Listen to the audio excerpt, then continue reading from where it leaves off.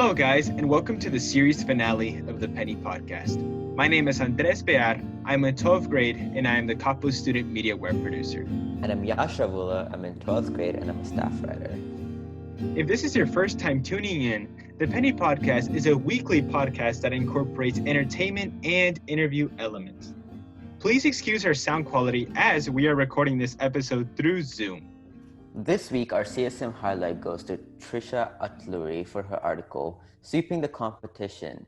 Coppell student artwork receives majority of VASE gold seals published under our Arts and Entertainment section. I'll recite the opening to her article. With tedious hours gridding a 24x26 in paper, the anticipation of adding a gold leaf accent, and grueling days spent waiting for layers of oil paint to dry behind them. 4 Coppell students received the gold seal at Visual Arts Scholastic Event competition held on April 24th to 25th. To read the rest of Atluri's article, visit coppellstudentmedia.com.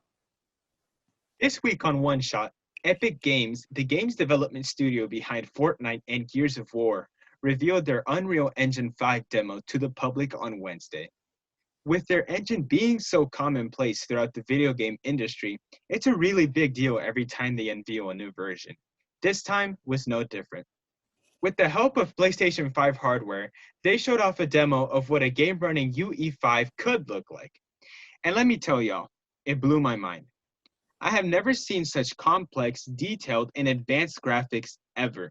Think of the best-looking CGI in a movie you've ever seen? Bam, that's how the demo looked like. You really need to see it for yourself. Even if you aren't into video games, it's really interesting to see how far we've come from games like Pong or Asteroids. Speaking of passage of time, the next section is all about the Penny Podcast past.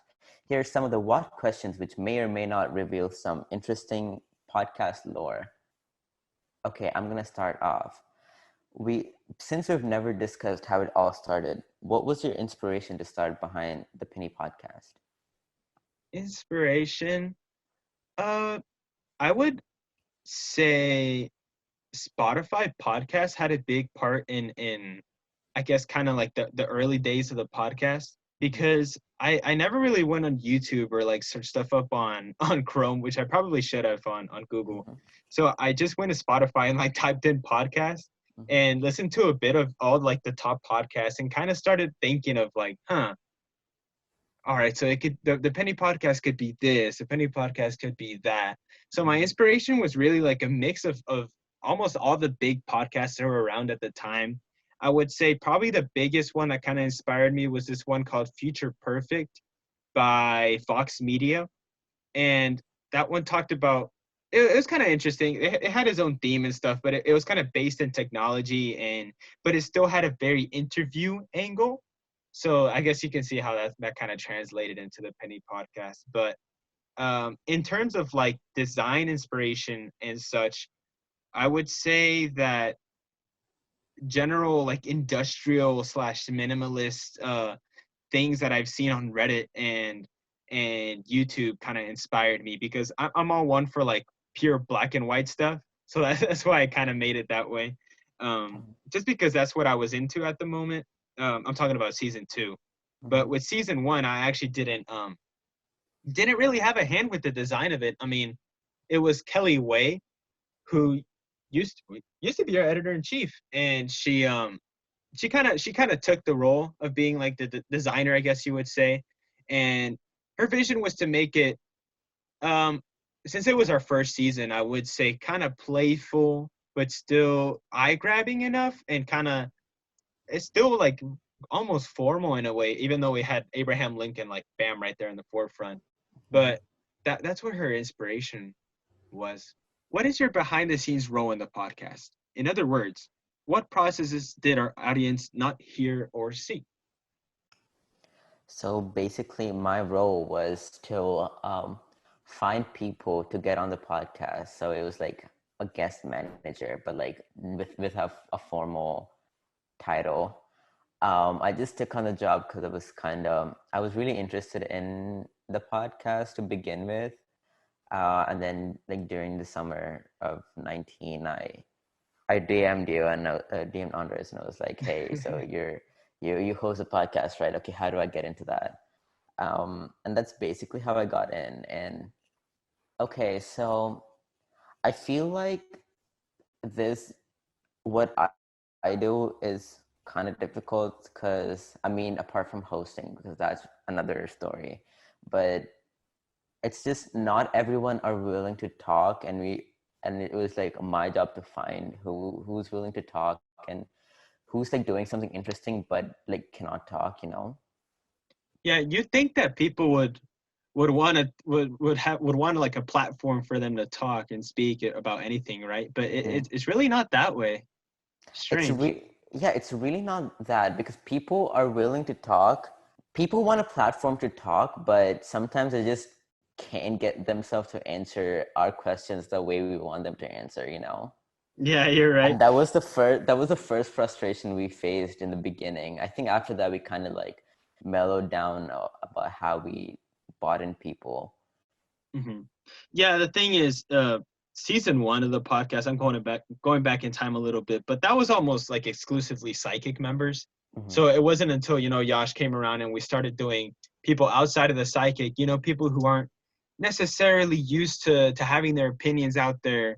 And as you said, like it the way we run our thing, we're very focused for the most part if we have you on for an episode, if we ever had you on.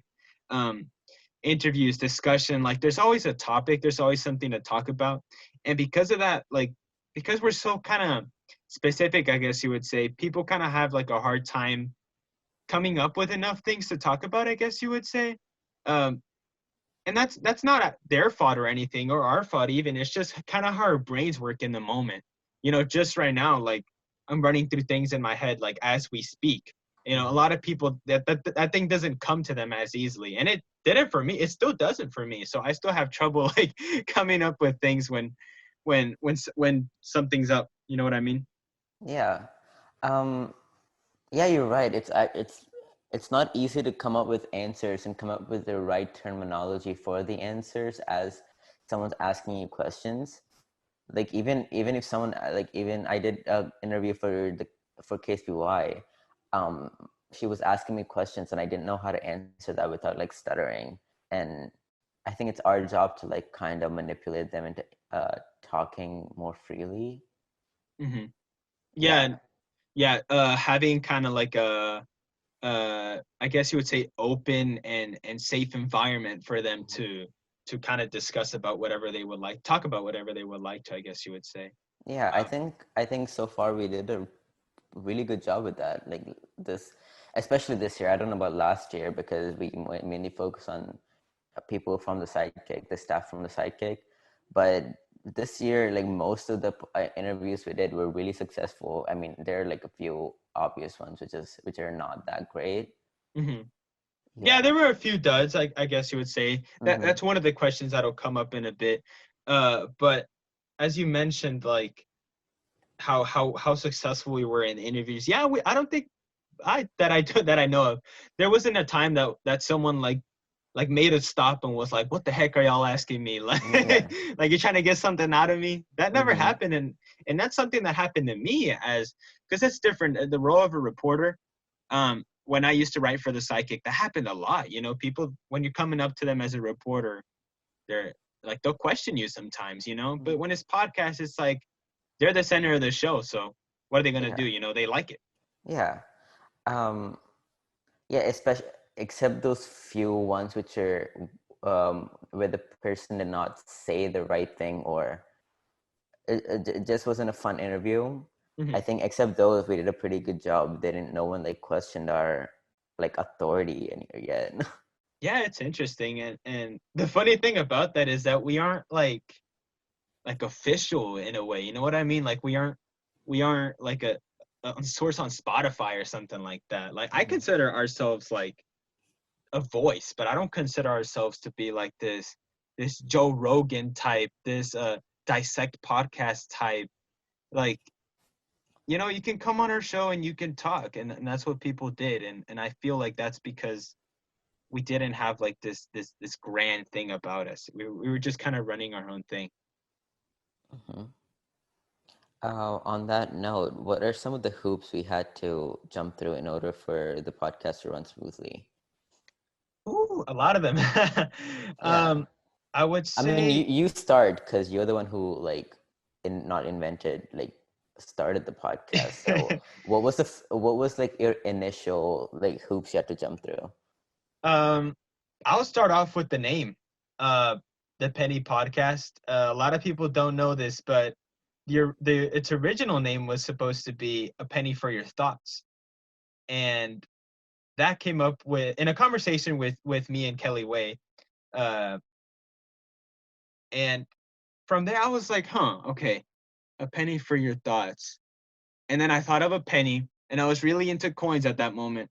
So I was like, okay, Lincoln and the Penny Podcast, and bam, there we go. So that was the first loop, and I didn't know that things would get a bit more serious from there on that moment. But probably the second one was recording. Just it was so difficult at the start, like almost like dumb difficult.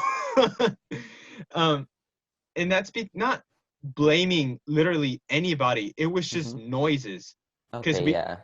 we would be in the library, right, like after school, Mm-hmm. and they were, I don't know what they were doing, but like for the first 10 episodes they were just banging on the roof, like I guess construction or something. It didn't really sound like construction though, but there was No, it's just just the AC in that one particular room is kind in of that bad. it was the AC then, there you go. But it was just like, man, this that was our only place at the time that I can think of, and I mean, it was to the point that like we would have to stop interviews and like chill out and then wait until the noises stop. Mm-hmm. So we were running things like that, and then uh another hurdle was that, okay, we couldn't record in the library anymore. And that wasn't at fault once again at anybody. It was just the school's rules. You can't be in the library after 30 minutes after school. And Mm-hmm. sometimes they close early and stuff like that. There's people that want to go home, the librarians want to go home. And I understood that. But Mm-hmm. for us it was like, okay, we gotta find somewhere. So there was a time in season 1 and a little bit in season 2 where we were like straight up relocating, like just to stairways Mm-hmm. and CHS. That happened a lot. There's at least like 5, 6 episodes that have been recorded in the stairways of CHS. Mm-hmm. But out of that came like our biggest like breakthrough though. Yash can attest to this, but recording at Cosby Library, that was like bam. Yeah, that was one of our really successful ideas we've ever had. Yeah, and it was awesome.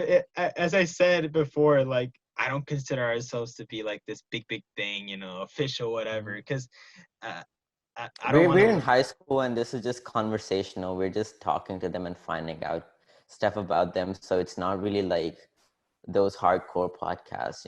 Yeah, if you can't get into any legal issues with us. That's basically what Yeah. I'm trying to say. Like, Yeah.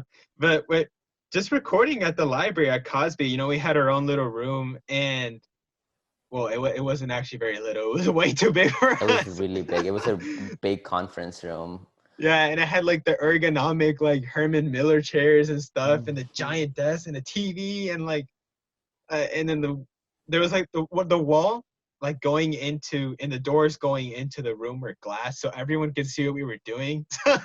So Yeah. sometimes, since this is a podcast and we don't like require 10 people like the freaking desk would, Hmm. we'd have like 2, 3 people in the giant room, and it was so great because yeah, it was ours. We did the, I guess what you would say, reservation for the room. Yeah, we Um, reserved it. It's not like anyone's gonna barge in and be like, "Why are the three people in there?" but it was so funny as the It people was would funny. cross by. Hmm. Uh, but Just like three people with like an iPad in front of them recording. That's yeah, until we got okay, another hurdle was the recording quality. Not just Mhm. like bangs happening in the library, but I'm talking like literal Like the sound sound quality. quality. Yeah. Mhm. That was something that I had to work through in season 1, especially because we had our old iPads then. Yes, we had our old iPads then, and their mics were, oh my god, no, not good at all. The difference between the old and the new iPad and their mics is that the old iPads like put a filter over everything. So it sounded like you were listening to the podcast with like a waterfall running right next to you. Oh God. So strange. And it's something that I like because I also didn't have like a very good phone at Mm-hmm. that time. So I couldn't record with my phone.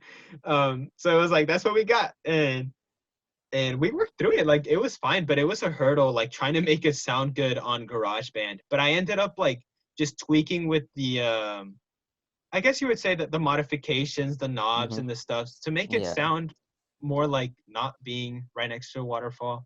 Yeah. But yeah, and that hurdle was literally eliminated Mm-hmm. with our mic that we got, the blackout Yeti mic. Yeah. But unfortunately, I feel like we got that at like a week or like 2 weeks before we went into complete shutdown, and that was pretty disappointing because like we're using that would have been really good at like the middle of the year at least. Yeah, if Make us look more professional. yeah, I know, right? And it's like we would have had more time to like figure out all its quirks and stuff because that's Yeah. also a beast in all of its in and of itself because it's got a lot of settings and stuff. But yeah, I Mm-hmm. agree that it would have come handy. um, Yeah. Probably the last hurdle. I know I'm gonna let Yash talk about this, but guests. Mm-hmm.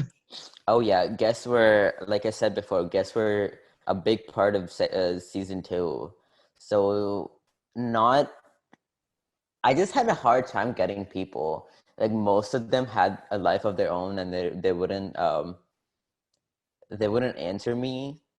So Mhm. and then I had to like schedule like a month worth of interviews beforehand so that people had time to respond. And that I feel like was one of the big hurdles season two, since we focused it more on people and connections and Copper High School as a whole. Mhm. You Yeah, know. and it's a commitment thing as well. The guests. It's easy to be the interviewer. It's really easy to be the one asking the questions, but when you're the one who's taking them in and you're the one who has to respond to them, that's hard. And especially like that's also a big chunk of time right after school. Hmm. like who not a lot of people want to do that. And that makes perfect sense. A lot of Yeah, people have not a stuff lot of going people on. want to stay after school and like have two guys from school ask some questions about stuff. Yeah, and sometimes it's about the stuff they're doing in school. You know, it's like Yeah, uh yeah. it and but what was really cool about it though is that because of that we were kind of able to reach people in a different way. I don't know. Hmm. Maybe it was just because like, you know, it was after school and stuff, but for some reason people kind of let their guards down a lot. Um Yeah. compare like if we would have somehow been able to run the podcast during school, I feel like Hmm. people would have been like kind of, you know, shielded up, you know, I can't talk Yeah. about this, can't talk about that. But Yeah. no, because it was after school, like people kind of opened up and that was cool. Hmm. I think that has to do with the fact that we were not at school and we were at the library. Hmm. And you as a person and your personality is really open and you're just like you can vibe with anyone. I think that has to do a big role in that too. It's interesting. I never thought about that. Thank you, though. Yeah. No, yeah, your personality is huge. You can like talk to anyone. And that, along with the fact that we recorded in the library and not at school, I think that just made people more comfortable talking about stuff. And the fact that Yash picked out good guests in the first Oh, place. shut up. That's But mean. um, that's also, yeah, it's interesting that you bring that up because the the whole talk about the host and co-host and stuff that's his whole that's a whole another beast, I guess you would say.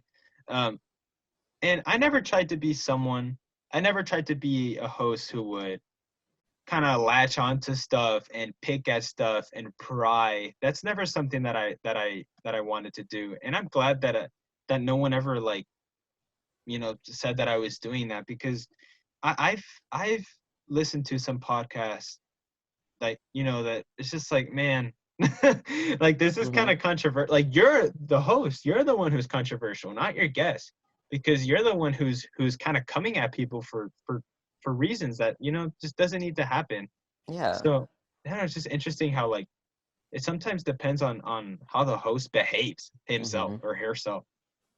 I think that has to do with because the host is the one who's like moving the conversation. So if you really wanted to take it to a controversial route, you're gonna take it to a controversial route, and you can't really blame the guest too because they were talking about something dumb, you know. Mm-hmm.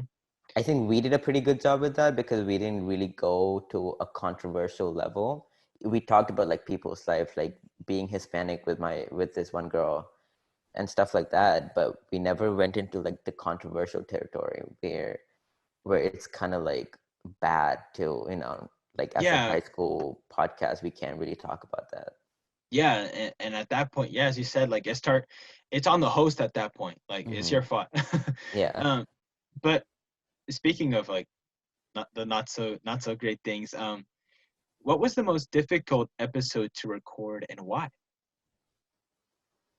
I wasn't there in many of them, but in my opinion, let me think. If you can think of something, just start. Uh-huh. I'll...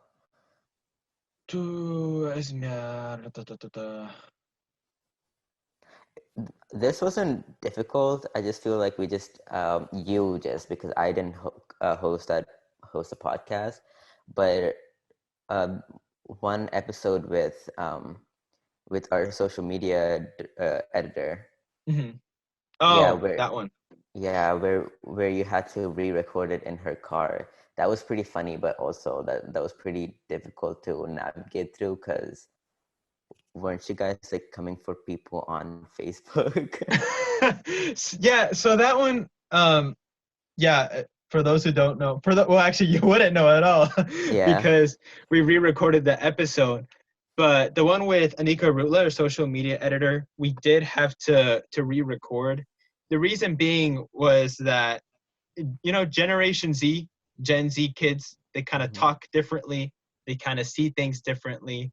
Uh, as you mentioned, they kind of don't go on Facebook, Mm-hmm. and because of that reason, we were kind of, I guess, we weren't thinking about our audience. We weren't Mm-hmm. thinking about the people who listen to our podcast in that moment when we were talking about our big social media, Facebook. A lot of people use it. So yeah, we ended up trashing on it a little bit. Not Mm-hmm. necessarily trashing on it on its I mean, user base. knowing you both, you wouldn't like in a lack of like good words, like you wouldn't talk trash about anyone because you both are pretty respectful. I mean, I haven't listened to that original one, The but uncut. but like I know y'all wouldn't talk like complete trash about people who use Facebook, but I feel like you might have mentioned some things that were pretty questionable. Yeah, if once it, like, I can't remember specifically, but I'm pretty sure, like, my argument was like, or my, like, take on Facebook was like, Mark Zuckerberg sucks, basically, and that, you know, and like the whole thing he created and whatnot. So Yeah. yeah, and then I kind of went a bit too far with it, but that was the only episode that we should have had to re-record, and Mm-hmm. I would say just it's completely on the Gen Z kind of way of thinking, the state of mind. That was Yeah. the reason why. It wasn't really necessarily like anyone's fault. It's just, I mean, it was probably your fault because Hmm. you were Oh the one yeah, who like totally. took it Yeah, that way. and I you know, I owned up to it. Mm-hmm. Anika owned up to it. We all owned up to it. We re-recorded it, and it was good. It's just sometimes, like, you have, for me, I just had to be careful because uh as once again, Gen Z culture, you know, we kind of make fun of literally everything, Yeah. and we'll make memes out of everything, and sometimes that kind of crosses over into how we speak and Mm-hmm. how stuff we say on the podcast. So yeah, I always had to kind of keep myself in check with that stuff because, you know, this isn't Reddit. This isn't Twitter. It's Coppell Student Media. It's my baby. It's our baby. You know, we can't be messing with Yeah, that. and it's cool too. So you need to. It was more. It wasn't. I feel like it wasn't difficult. It wasn't a difficult episode. It was more like an educational one as a host. Like you learn stuff about like having having control over what you say. Yeah, Just because it's exactly. Yeah, yeah, it's just because it's your podcast and you're hosting it and it's your like you own it. That doesn't mean you can just say whatever you want. You know, it was a exactly. good educational moment. It wasn't difficult. No, totally, totally. I Hmm. exactly. Yeah, sometimes like when we have a little bit too much control, or we think like we run things and we can say whatever we want and stuff. That's when things come out. And Hmm. I mean, I would also say that we've had difficult episodes in the sense that I didn't completely, I guess you would say, vibe with the guests. Hmm. Um, More so because not because, oh my God, this person, I can't stand them. We never had someone like that. It was just Yeah. like I had to take myself, Hmm. take my podcast ego, and like move it away from the conversation and not like not talk about sports when I think I can talk about sports because I Oh really yeah. I'm not going to talk about something that I that I don't know about and I straight up don't know Hmm. about sports and stuff like that. You know, that was I know Yash can say that, but with all the sports episodes, I was like, y'all gotta find different co-hosts for Yeah. that because Hmm. I had to separate Um, myself. that was I know what you're talking about, and we're not gonna name drop, but I feel like after that episode, Andres, you like came up to me and you were like, "Oh, so we need like to make sure like we find people who doesn't have like such a big ego." Because that one guy had the one guy Okay. had like But like yeah, so yeah, it was also me, you know, I had to separate myself, but maybe he had to separate himself too a bit. I guess it was just a clash of like of egos. yeah. And you know, when I have someone who like kind of how I don't really vibe with, I would just go and talk. So I if you can go back and listen to the episodes, whichever one I didn't talk as much as I usually would, that's the one, you know. Hmm. Um, or that's one of the most difficult episodes, or that's one of the hardest. Like it's always the ones where I'm kind of quiet. It's because Hmm. I'm in my head. I'm like, oh my god, I'm thinking about so much. I'm like, that is the kind of Hmm. so. But when it's something that I vibe with, it's all easy. You know, like right now, I'm just blurting You're stuff out. You know. just saying, yeah. Hmm. No, it and it also has to do with like you just giving people opportunity to talk about like other like your co-host to talk instead of you just taking over the entire thing, you know? Yeah. Like the Uh. episodes which you consider difficult is not difficult for the co-host. Like for that one we talked about being Muslim in America with staff writer Alicia co-hosting it. Hmm. You kind of took a step back. It wasn't difficult. It's just out of your comfort zone slash it wasn't really you didn't really know what to ask because you're personally not affected by it, I feel like. Exactly. Yeah, and it Yeah. also goes into like the next question is what was the best episodes we ever recorded and why? I would say that one was one of our best ones because Mm-hmm. I was learning as the conversation was going on. I was being introduced to new ideas that I had never thought of before. And you know, we don't go into every episode like we have a script and it's big Mm-hmm. and it's very detailed, Mm-hmm. but conversation doesn't work that way. Yeah. You can't script out every piece of conversation or every branch that a conversation could take. That's just not how it works. So whenever like I don't necessarily feel like I have to think about that stuff, that's when Mm-hmm. the episodes are amazing. Like as you the Muslim one, that was like wow, because I was just I was there talking. I was getting to learn. It's almost like a panel in a way. It's Mm-hmm. almost Mm-hmm. like we were discussing things in that manner. Yeah. I think in my opinion, I feel like any episode which the host and the people who are listening to our like our audience like episodes where everyone like collectively understand certain things, or they learn slash educate themselves because of the guest. I feel like those are the most like the most successful ones and our best episodes, you know. Yeah, those are amazing. Where Mm-hmm. everyone is learning something. Uh, you can tell that we're kind of going a little bit too much off script. You know, that's Mm-hmm. because we're like, oh my God, like something just came up and we got to talk about it. And I love that. Yeah, It's awesome.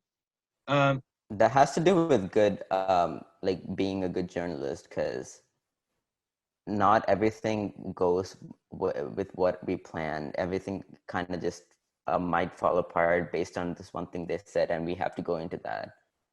exactly. And yeah, journalism plays such a big part in all of this.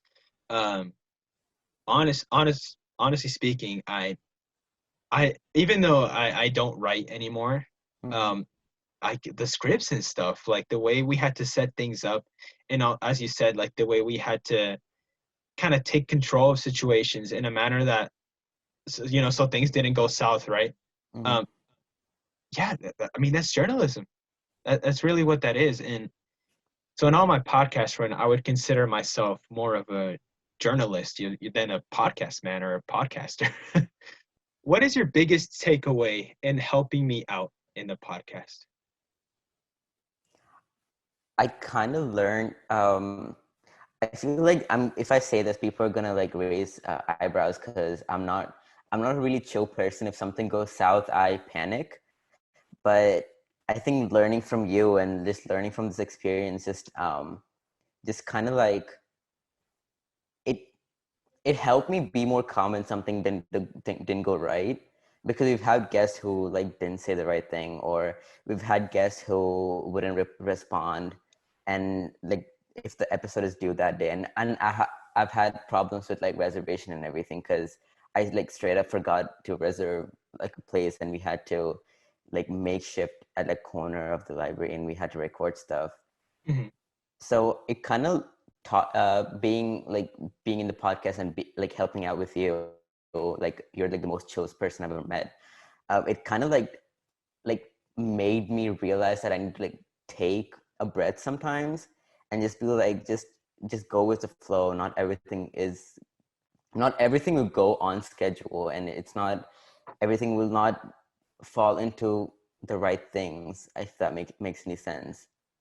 Like just go with the flow and everything will turn out right. It's not like anything, like it's not like stuff won't turn out right. Yeah, no, that's beautiful, man. I'm happy that the podcast was able to do that for you, dude. Um, Yeah, I have some. I'm like someone who's like who gets really angry if something doesn't go right.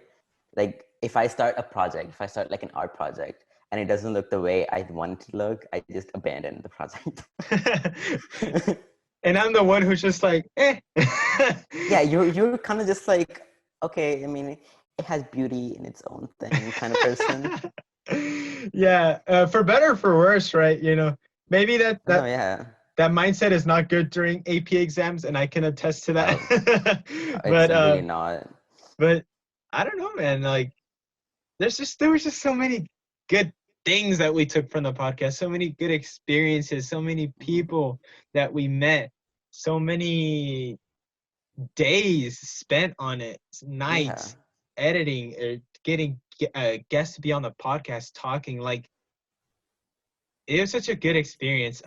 I want to take the next few minutes and just kind of, I guess you would say, run down some of our best experiences, if that's okay with you, Yash. Yeah. So, as you mentioned before, like the time we had to hole ourselves up in the library, in the corner of the library. Hmm. So both of us, I don't know what happened, but the reservation of our library room got messed up.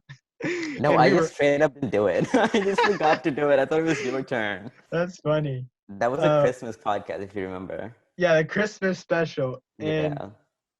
yeah, so none of us did that. So we had to be in the corner of the, oh my gosh. And like how we had like chairs set up as like walls. It's so Yeah. funny. So it's like semi soundproof. It was great. That was one of like the most memorable experiences with the podcast. That was so funny. And the one, okay, and oh my God, it's always the specials. Is that in the Valentine's special? What happened, Yash? Okay, so in the Valentine's special, again, it's always me with the reservation. Okay, so for the Valentine's episode, I didn't see what room I was reserving. It didn't, okay, Andrés, stop putting me under the bus. Like, it wasn't bad. Like, our setup wasn't bad. It wasn't a regular, but like we still, like, it worked out because it was just the two of us in front of Mike, so. Yeah, exactly. No, it wasn't a bad setup at all. It was just funny how it was, as I Like, said, as our room was already big, as it was, mm-hmm. this room was ginormous. Yeah. Like, it was probably It was a huge square. yeah, it was an entire classroom. It was so funny. Um, It's yeah, always we've the had specials that just gets messed up. always the specials, always. And then, It's those episodes, like those episodes where we messed up something, are the ones which turn out great. I remember for the Valentine's Day episode, Wofford came up to me and he told me it was really good, and I kind of felt proud of myself. So yeah, it's just those episodes that just turn out really good. yeah, because It goes in with the fact that like not everything falls in a schedule, but like it still like ends up something, and like it just ends up good, you know? yeah, and it's because like we're put out of our zone, right? Yeah. And like we're not where we usually We are. were like critically thinking and just channel like that part of our brain, like critical thinking. Yeah, yeah, exactly. Yes. Like we were. Coming stuff on the spot and being like, okay, so what works great for the situation? Exactly. Hmm. And also, even though these weren't in the library itself, but the stairway episodes as well, I always really liked those. We had a few in season 1 and a lot in season 2, stairway / hallway episodes. But also those, it's because you get put out of your zone, get the critical thinking up, you start Hmm. you start kind of thinking differently as a co-host or a host in general. So Hmm. those episodes were always really awesome. I feel like our relationship is just a balancing act because I'm a really nervous person and just gets aggressively anxiety when something doesn't go wrong, and you're more chill. I feel like we just balance each other out just so that we just work together great. Exactly. It's like exactly. We're really are in a balance. Like we're different people the way we act, but because of that, we work so well together. Yeah, and it also has to do with the fact that we both are like in a way like intellectuals. I wouldn't consider myself intellectual because I'm pretty dumb, but we still talk about like some serious topics, and we still like have good conversations whenever we're together, you Yeah, know? like intellectual, like we're emotionally sound, you know? Like Yeah. we know when people are feeling some type of way. Like we can pick that stuff up pretty easily, Hmm. and that helped a lot in the podcast, so Yeah. much. I feel like this just our relationship just helped the podcast in general, just because we like found a way to like work around each other and like work on having a partner, you know? Yeah, I mean, and there have obviously been times where I was really frustrated with you because uh, like I asked you to like do something or something, like I can't really think of like a scenario, but like and I'll I deny asked it you, completely. and you just either forget or just like not do it, Hmm. and like the deadline is coming up. Yeah. That's So something about me. Yeah, Yash, because I will just completely deny things. Because like, yeah. yeah, I'll put my vision of the podcast first at all costs. Hmm. That's funny. No, but I wouldn't have been able to do it without Yash. Just Thank you. completely, my man. It's wow. That was the hardest thing about season 1 of the podcast was the guest, and I was just on Instagram like, what the heck was everybody doing with the? Because we did have like 3 or 4 like legit guests, but those were Hmm. extremely hard. So I knew because season 2 I wanted to have more guests that I needed to have someone to do that. And Hmm. Josh was the first person to come up to me and be like, "What's up?" And Yeah. yeah, yeah, summer I was boot pretty camp nosy. 2019. Like literally summer of 2019, I DM'd you and we were like, "Hey, so can I be on the podcast?" And I didn't know. I was like, "Wait, what? Like, is he on the psychic?" For some reason, I think it was before boot camp, and then once we It was got to boot camp, it was before boot camp, and during the boot camp, I was up against your face. I was like, okay, so here's a plan, so we can do that, and we can do that. That was so great. And Yash ended up, he was the one and Yeah, co-partner. honestly, it just worked out. It wasn't really like who did it best. It was just like we just balanced each other out, and we just put out good ideas, and we picked out the best ones, and we used that to make a good episode, you know? Exactly. Yeah, we just ran with it. We really did. Always, we Mm-hmm. just ran with it. If either it was me denying things or or Yash just or Yash like putting a guest in front of me that I didn't really know how to react and stuff like Yeah. that. Like we just ran with it, and Mm-hmm. because of that, we succeeded.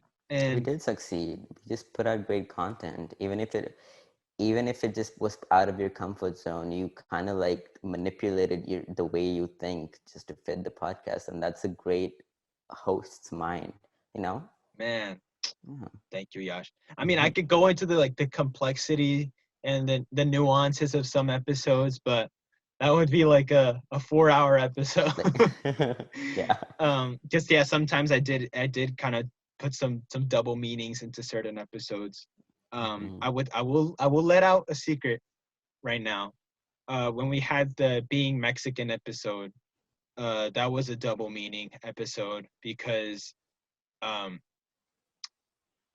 I not that I wanted to go politic, but I did Yeah. go politic. And if you listen to the episode, you could tell that I Hmm. was kind of not voicing my opinion, but getting on my platform a little bit and Yeah. discussing how Americans view Hmm. Hispanic Latino people. There's a lot of double meanings you could probably find in a lot of our episodes.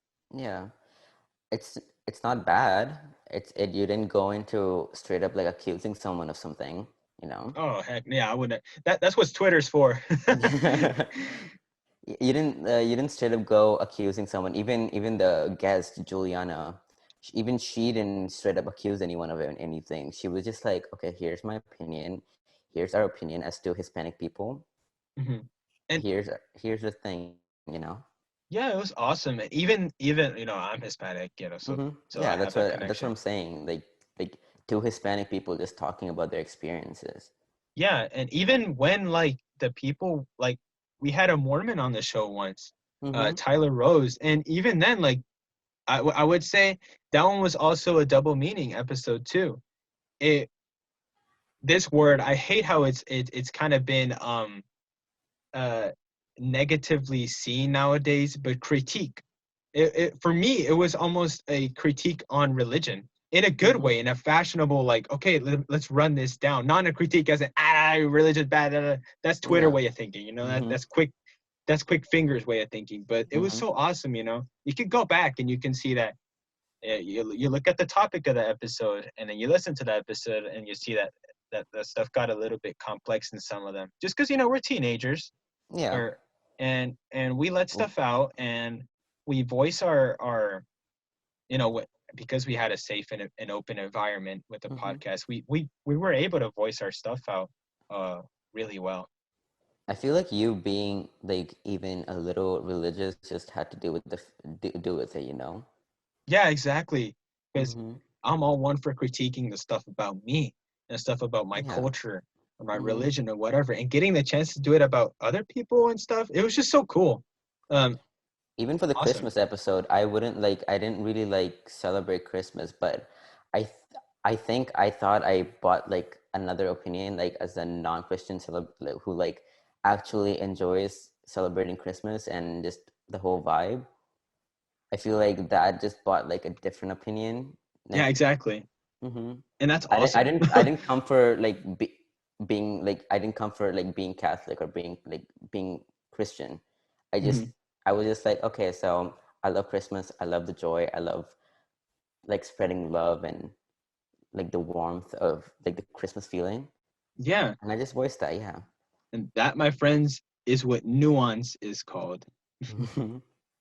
So, as a little aside, my brother, Braulio, who has always wanted to be on the podcast for the last 50 episodes, has been now given the opportunity to talk about Minecraft. Braulio, continue. Minecraft is a survival sandbox game made from Mohan, created by Marcus Notch Pearson, with the best-selling game of all time, mostly played from Xbox Live, and was over 180 million copies sold around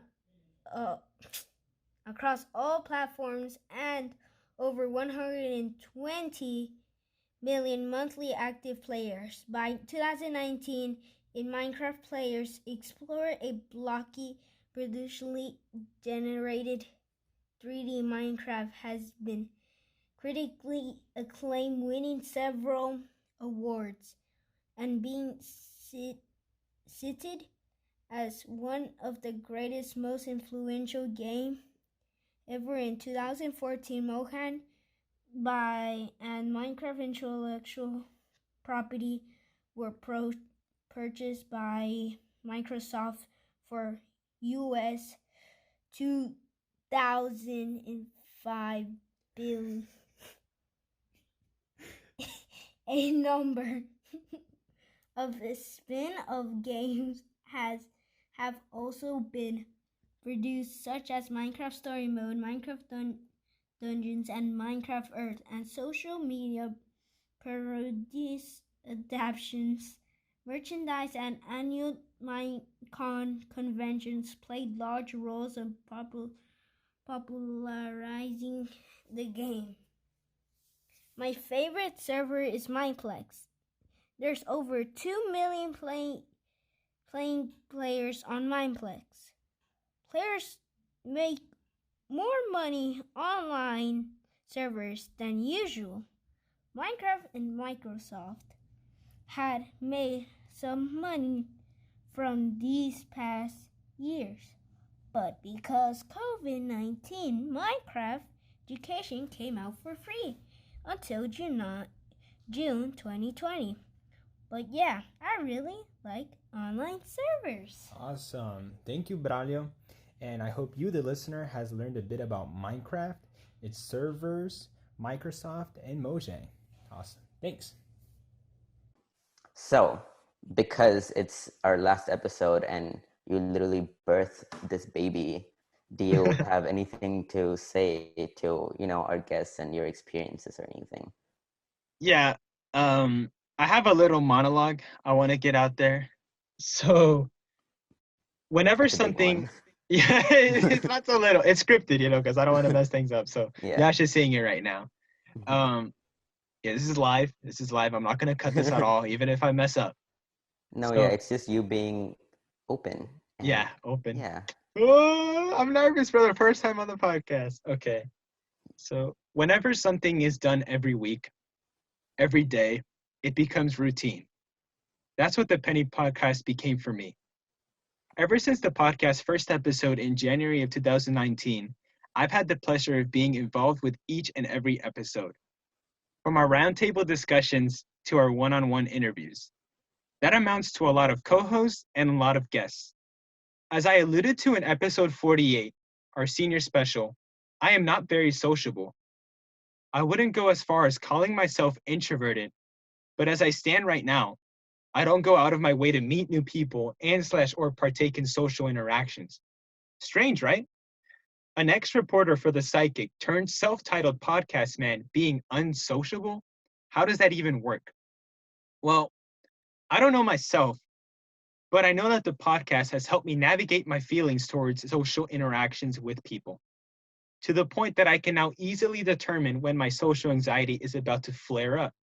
And because of that, I can work around my triggers or find a way through them.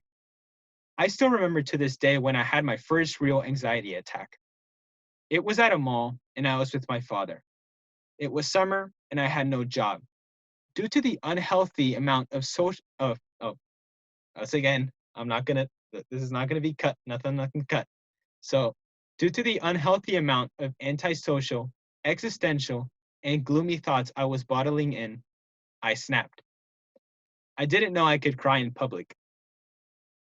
In retrospect, I consider that moment to be my lowest ever.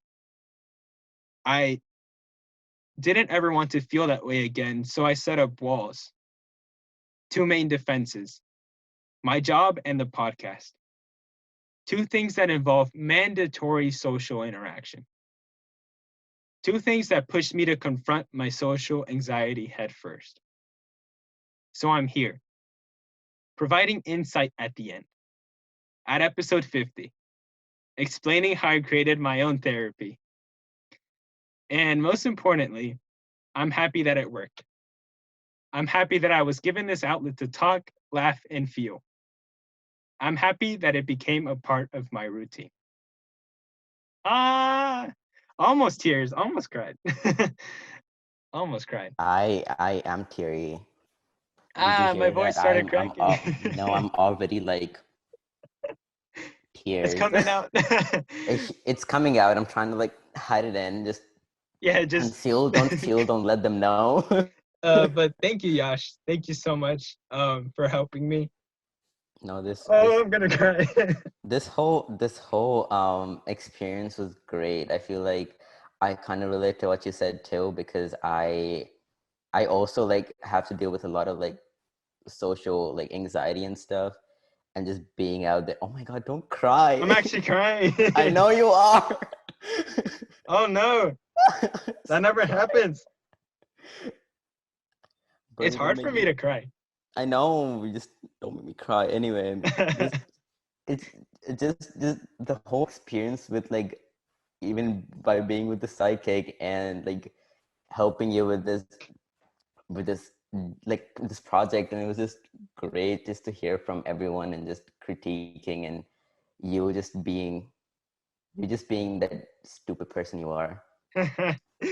Oh my gosh, thank you so much, Yash. First time crying on the podcast. Feels cool, feels good. This is the first for everything. I need to gain my composure for the ending, for the outro. Okay, I got this. One last time, let's get it. So, thank you everyone for joining us in the 50th episode and series finale of the Penny Podcast. Oh, again.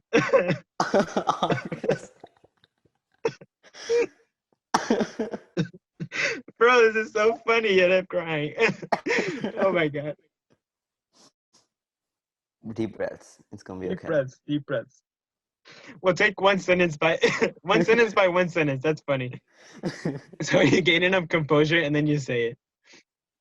So links to all the material we mentioned today can be found below.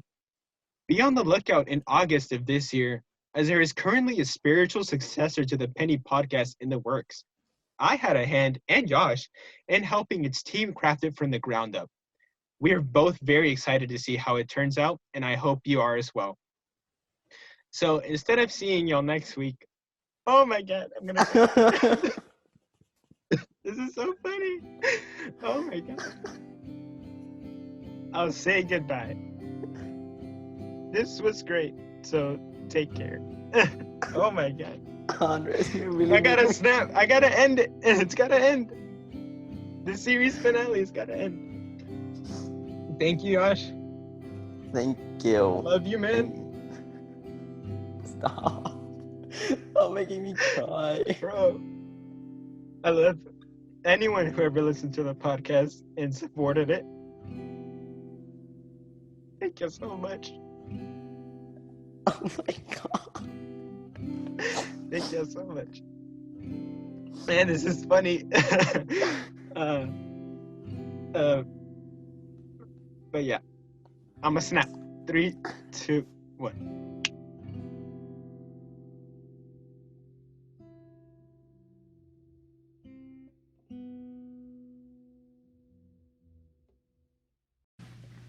Hello, guys, and welcome to the first CSM podcast show. This is episode 1, and I am Andrés in 11th grade, and I am the CSM web producer.